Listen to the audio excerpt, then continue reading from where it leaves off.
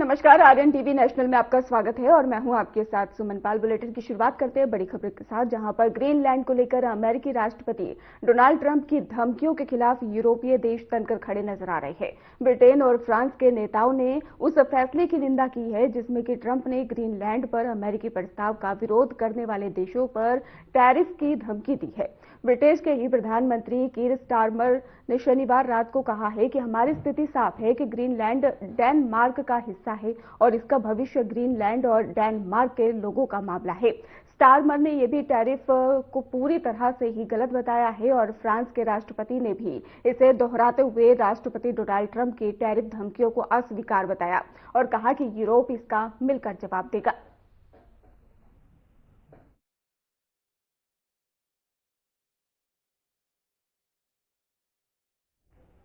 भारत के विदेश मंत्री एस जयशंकर और अमेरिकी सांसद स्टीव डेनिस ने नई दिल्ली में रविवार को मुलाकात की है और इसके साथ ही ईएएम एस जयशंकर ने मुलाकात की और तस्वीरें सोशल मीडिया प्लेटफॉर्म एक्स पर भी शेयर की है। भारत और अमेरिका के बीच में व्यापार को लेकर जल्द ही कोई खुशखबरी मिलने की भी उम्मीद बढ़ गई है।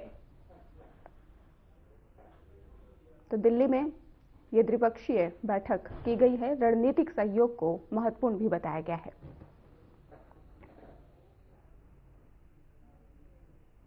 पूर्व राष्ट्रपति रामनाथ कोविंद गुरुवार को ही कानपुर देहात के पुखराया कस्बे पहुंचे और उन्होंने अपने घनिष्ठ मित्र स्वर्गीय सतीश चंद्र मिश्रा को श्रद्धांजलि अर्पित की।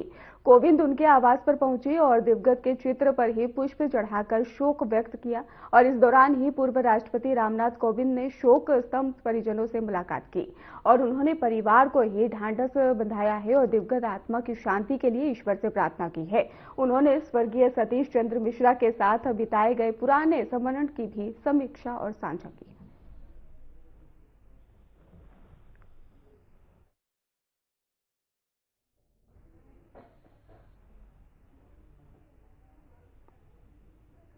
पीएम नरेंद्र मोदी ने असम में कहा कि बीजेपी देश के लोगों की पहली पसंद बन गई है। देश कांग्रेस को लगातार नकार रहा है और जनता को गुड गवर्नेंस चाहिए और उसे विकास चाहिए और जिस महाराष्ट्र में कांग्रेस कई साल तक सत्ता में रही वहां से वो हार गई है। उन्होंने और क्या कुछ कहा है, चलिए सुनते हैं।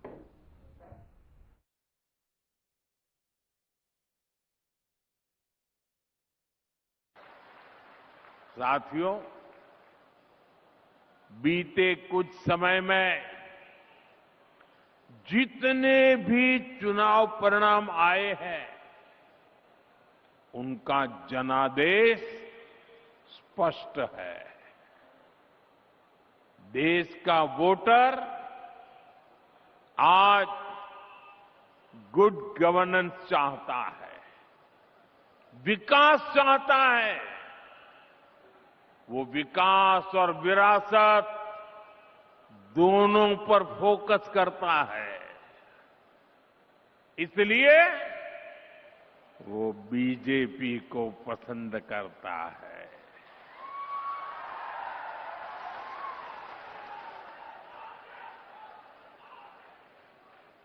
साथियों,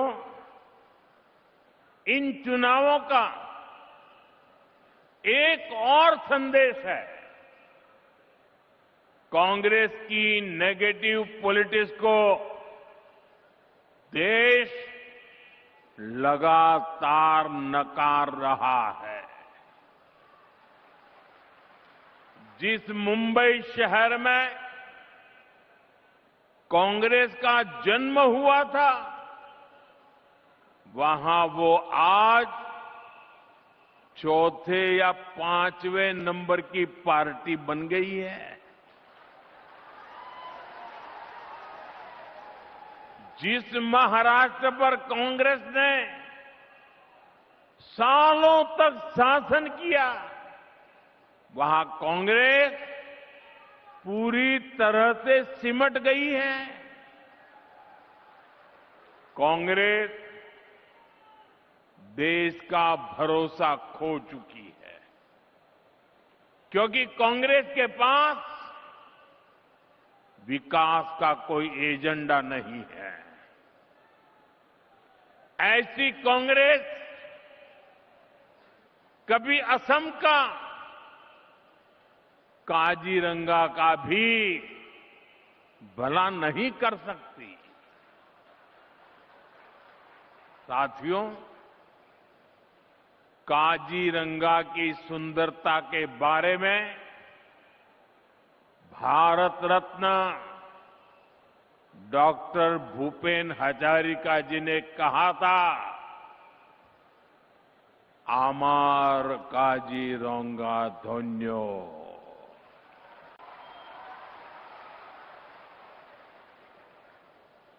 आज फिर काजीरंगा आने का सौभाग्य मिला है। स्वाभाविक है, मुझे अपनी पिछली यात्रा याद आना बहुत स्वाभाविक है। 2 वर्ष पहले काजीरंगा में बिताए गए पल मेरे जीवन के बहुत खास अनुभवों में शामिल है। मुझे काजीरंगा नेशनल पार्क में रात्रि विश्राम करने का अवसर मिला था और अगली सुबह एलिफेंट सफारी के दौरान मैंने इस क्षेत्र की सुंदरता को बहुत करीबी से महसूस किया था। साथियों, मुझे हमेशा असम आकर एक अलग ही खुशी मिलती है।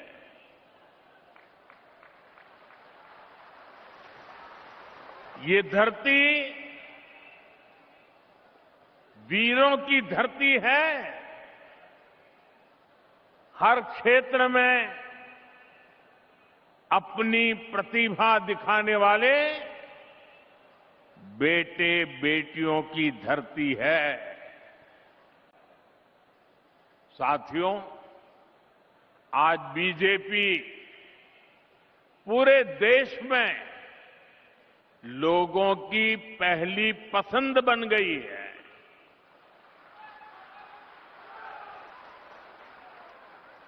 बीते 1-1.5 वर्षों से बीजेपी पर देश का भरोसा लगातार बढ़ता जा रहा है। हाल ही में बिहार में चुनाव हुए, वहां 20 वर्ष बाद भी जनता ने बीजेपी को रिकॉर्ड वोट दिए हैं, रिकॉर्ड सीटें जिताई है। 2 दिन पहले ही महाराष्ट्र के बड़े शहरों में मेयर और पार्षदों के चुनाव परिणाम आए हैं। मुंबई, जो दुनिया के सबसे बड़े निगमों से एक है, वहां की जनता ने पहली बार बीजेपी को रिकॉर्ड जनादेश दिया।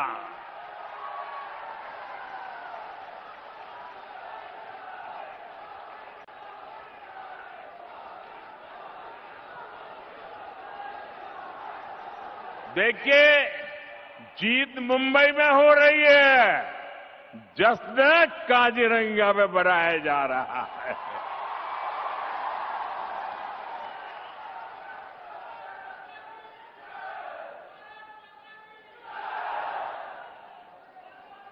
महाराष्ट्र के अधिकतर शहरों की जनता ने बीजेपी को सेवा का अवसर दिया है। साथियों, पिछले वर्ष मैं जुमरई महोत्सव में भी शामिल हुआ था। इस बार मुझे माघ बिहू के अवसर पर आने का मौका मिला है। एक महीने पहले मैं विकास परियोजनाओं के लिए यहां आया था। गुवाहाटी में लोकप्रिय गोपीनाथ बरदोलोई इंटरनेशनल एयरपोर्ट का विस्तार हुआ है। मैंने उसकी नई टर्मिनल बिल्डिंग का उद्घाटन किया था। साथ ही नाम रूप में अमोनिया यूरिया कॉम्प्लेक्स की आधारशिला रखी थी। ऐसे सभी अवसरों ने भाजपा सरकार के विकास भी विरासत भी इस मंत्र को और मजबूत किया है। यूपी हेल्थ टेक कॉन्क्लेव 1.0 का ही उद्घाटन हुआ और सीएम योगी आदित्यनाथ ने उद्घाटन किया। हेल्थ केयर इकोसिस्टम में ही निवेश पर फोकस किया जा रहा है और मेडिकल टेक्नोलॉजी को मजबूत करने की कवायद की जा रही है। इस दौरान ही सीएम योगी आदित्यनाथ ने कहा कि स्वास्थ्य क्षेत्र में व्यापक सुधार हुए हैं। 2017 से पहले 40 मेडिकल कॉलेज थे और अब यूपी में 81 मेडिकल कॉलेज।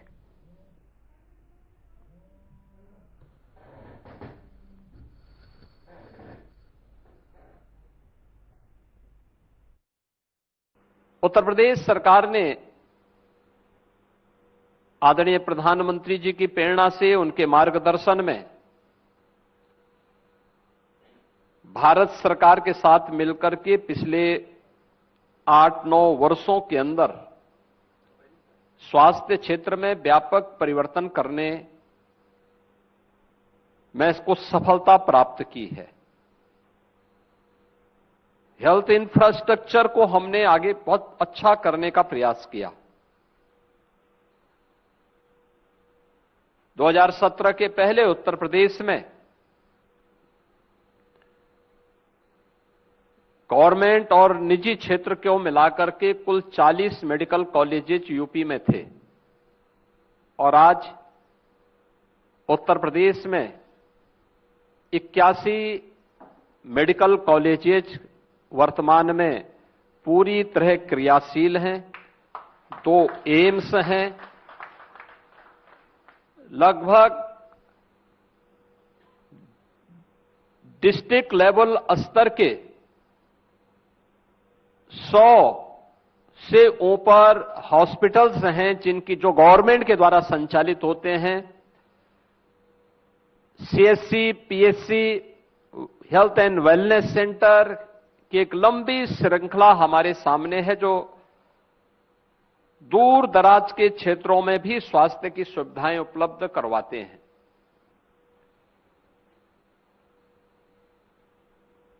मैंने जो प्रारंभ में कहा कि 25 करोड़ की आबादी अकेले उत्तर प्रदेश की और पिछले 11 वर्ष के अंदर देश के अंदर इस क्षेत्र में हुए व्यापक परिवर्तन के कारण आज लोगों के लिए स्वास्थ्य की सुविधा उपलब्ध कराना बहुत आसान हुआ है। याद करिए, प्रधानमंत्री आयुष्मान की सुविधा जब तक नहीं थी तब तक अगर किसी परिवार में कोई बच्चा बीमार होता था या परिवार का कोई सदस्य बीमार होता था तो पूरा परिवार कांप उठता था। हम लोगों ने 2014 के पहले ऐसे परिवारों को देखा है कि परिवार में कोई बच्चा बीमार हुआ, पूरा परिवार उस बच्चे का उपचार करने के लिए आता था। पैसा समाप्त होता था, उसके बाद उस बच्चे को लेके जाते थे या उस बीमार व्यक्ति को वापस घर लेकर के चले जाते थे, क्योंकि तब न सरकार के स्तर पर कोई सहयोग होता था और न ही उत्तर प्रदेश जैसे राज्य में स्वास्थ्य की सुविधा इतनी मजबूत ही थी। लेकिन पिछले 11 वर्ष के अंदर स्वास्थ्य की सुविधाओं में हुए व्यापक परिवर्तन, हेल्थ इंफ्रास्ट्रक्चर का और मजबूत होना और प्रधानमंत्री जन आरोग्य योजना के अंतर्गत आयुष्मान के गोल्डन कार्ड की उपलब्धता आज अकेले उत्तर प्रदेश में 5.5 करोड़ परिवार 5.5 करोड़ गोल्डन कार्ड हम लोगों ने जारी किए हैं, जिन्हें हम आयुष्मान की सुविधा से 5 लाख रुपए प्रतिवर्ष स्वास्थ्य की सुविधा उपलब्ध करवा रहे हैं। जिन लोगों ने आयुष्मान कार्ड की सुविधा का लाभ, अगर वह पात्रता की श्रेणी में आता है और उसे नहीं प्राप्त हुआ तो हमने उसे मुख्यमंत्री जन आरोग्य योजना से कवर भी किया है। उत्तर प्रदेश सरकार ने आदरणीय प्रधानमंत्री जी की प्रेरणा से, उनके मार्गदर्शन में भारत सरकार के साथ मिलकर के पिछले 8-9 वर्षों के अंदर स्वास्थ्य क्षेत्र में व्यापक परिवर्तन करने में इसको सफलता प्राप्त की है। हेल्थ इंफ्रास्ट्रक्चर को हमने आगे बहुत अच्छा करने का प्रयास किया। 2017 के पहले उत्तर प्रदेश में गवर्नमेंट और निजी क्षेत्र को मिलाकर के कुल 40 मेडिकल कॉलेजेस यूपी में थे और आज उत्तर प्रदेश में 81 मेडिकल कॉलेजेस वर्तमान में पूरी तरह क्रियाशील हैं। 2 एम्स हैं। लगभग डिस्ट्रिक्ट लेवल स्तर के 100 से ऊपर हॉस्पिटल्स हैं, जिनकी जो गवर्नमेंट के द्वारा संचालित होते हैं। CSC, PSC, health and wellness centre की एक लंबी श्रृंखला हमारे सामने है, जो दूर दराज के क्षेत्रों में भी स्वास्थ्य की सुविधाएं उपलब्ध करवाते हैं।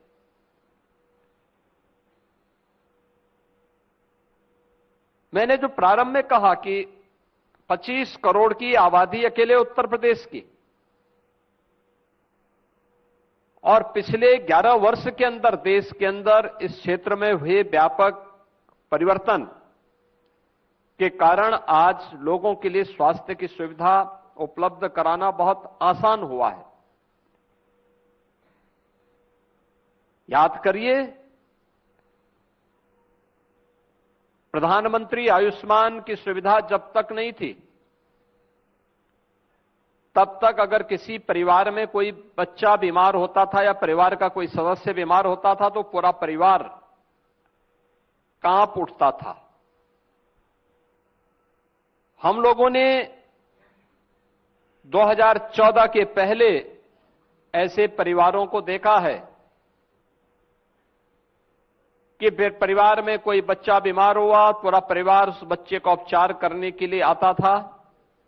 पैसा समाप्त होता था, उसके बाद उस बच्चे को लेके जाते थे या उस बीमार व्यक्ति को वापस घर लेकर के चले जाते थे, क्योंकि तब न सरकार के स्तर पर कोई सहयोग होता था और न ही उत्तर प्रदेश जैसे राज्य में स्वास्थ्य की सुविधा इतनी मजबूत ही थी।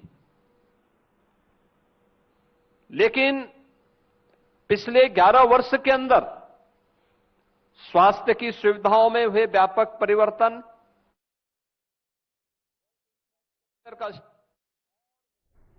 हरियाणा के मुख्यमंत्री नायब सिंह सैनी ने कहा है कि जब केंद्रीय कृषि और किसान कल्याण मंत्री शिवराज सिंह चौहान की पंजाब में ही वो दौरे पर थे, तब उन्होंने कई प्रतिक्रियाएं दी थी। और इसके साथ ही आपको बताते चले कि यात्रा के दौरान वहां के मजदूरों ने ही उनसे अपनी शिकायत उठाई तो उन्होंने गंभीर ध्यान दिया और इसे सुना। इसके साथ ही उनको पूरा वेतन तक नहीं मिलता है और ऐसा भी कहा गया। मुख्यमंत्री सैनी ने यह भी कहा कि यह शिकायत मनरेगा से जुड़ी है।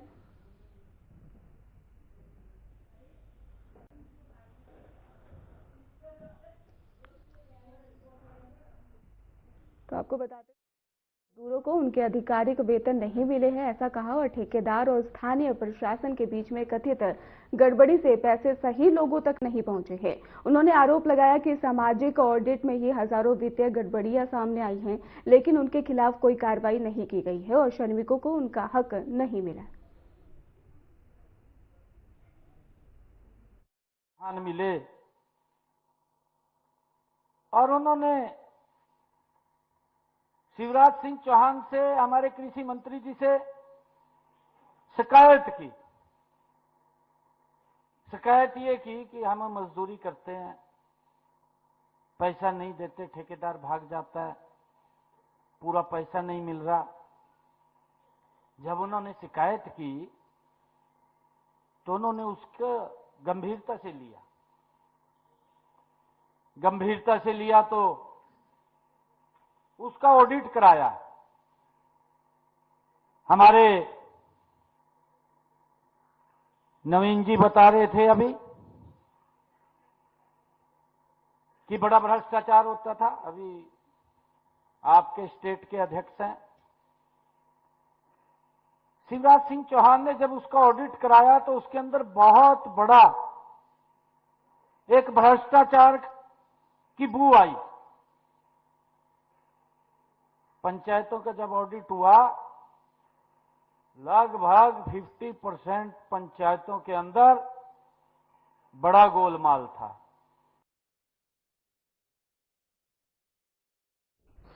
अटल कैंटीन को लेकर मुख्यमंत्री रेखा गुप्ता ने कहा कि आज के समय में 5 रुपए में भरपेट भोजन मिलना बड़ी बात है। उन्होंने कहा कि मुफ्त भोजन से ही अलग जब कोई व्यक्ति अपनी जेब से 5 रुपए देकर सम्मान के साथ ही भोजन करता है तो उसकी गरिमा बनी रहती है। अटल कैंटीन गरीबों, मजदूरों और कामकाजी लोगों के लिए बड़ी राहत है, जहां पर वे समय न होने पर भी आराम से और सम्मान के साथ भोजन कर सकते हैं। व्यक्ति को भरपेट भोजन मिल जाए 5 रुपए में, शुद्धता से सात्विक भोजन। चाहते तो ये सोचते कि फ्री में दे दो, फ्री में फिर लंगर जैसा लगता है। एक व्यक्ति अपनी जेब से 5 रुपए देकर भी सम्मान के साथ जब भोजन करता है तो मेरे सारे गरीब मजदूर भाई बहन, जिनको घर आके अपनी रोटी बनानी पड़ती थी, आज उसके पास यदि मौका नहीं है, समय नहीं है, तो वो अटल कैंटीन में जाता है और बड़े आराम से बैठ के भोजन करता है। इसी तरीके से आयुष्मान आरोग्य मंदिर, जो एक तरीके से छोटे अस्पताल हैं, नए डॉक्टरों की भर्ती हमने करी, नर्सिस लगाई, मोहल्ला क्लिनिक के भी जितने डॉक्टर थे हमने किसी को हटाया नहीं, उनके भी सारे के सारे जितने कर्मचारी थे उन सबको भी काम दिया, क्योंकि उसमें तो बहुत थोड़ी चीजें थी। पर आरोग्य मंदिर एक तरह से मिनी हॉस्पिटल या बड़ी डिस्पेंसरी के रूप में काम करता है, जहां पे अनेकों सुविधाएं हैं। 80 तरह की तो टेस्टिंग है जो बिल्कुल निशुल्क लोगों को दी जाती है। वैक्सीनेशन, जच्चा बच्चा की स्वास्थ्य के लिए टीकाकरण, स्वास्थ्य के लिए जांच, पट्टी और दवाइयां, हर चीज, सेहत के लिए योगा इत्यादि। एक बड़े दृश्य में हर एरिया में आरोग्य मंदिर हम खोल रहे हैं। और अनिल जी के यहां तो 6, 2 पहले थे, 4 का आज उद्घाटन कर रहे हैं। फिलहाल खास बुलेटिन में बस इतना ही। आप देखते रहिए RN TV नेशनल।